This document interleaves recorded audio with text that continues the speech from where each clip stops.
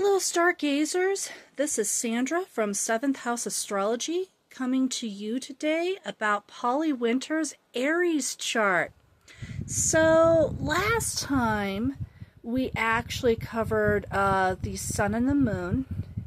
So Sun in Aries, Moon in Aquarius.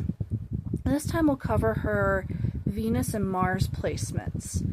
So if Polly Winters from Peaky Blinders were in Aries, her Aries charts reveals that her Venus position is actually in Taurus and that her Mars position is actually in Leo. So with the Venus position in Taurus, a lot of Taurians are accused of being a little possessive and being a little protective. And I would think with Polly Winters, that would definitely be the case with her family, with the Peaky Blinders.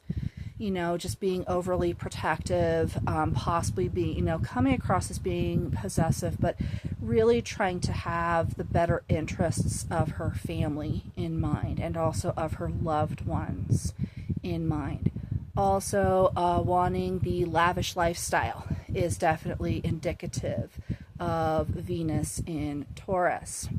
With Mars in Leo, definitely having still a lot of spark, knowing that Mars is in an exalted state in a fire sign, another fire sign, but instead of being kind of theoretical, as with say, Mars in Sagittarius, as what was in her Scorpio chart, I'd say that Mars in this case is really emphasized more for leadership, maybe being the secret leader of the Peaky Blinders, or actually, having, even though she might not be the head of the Peaky Blinders as Tommy Shelby is, maybe having some leadership and being kind of called forth in that leadership capacity.